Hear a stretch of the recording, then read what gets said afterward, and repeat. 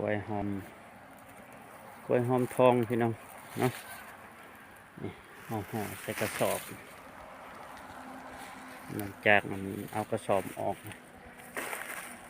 สีผิวมันจะงามแบบสีเนาะงามเลยแก่เลยเด้อหมักเบ่งเต็มทีนะ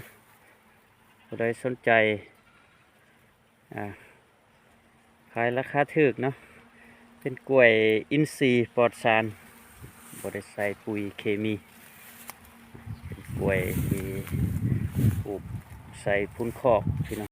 นะผู้ใดอยากได้มันงามนะ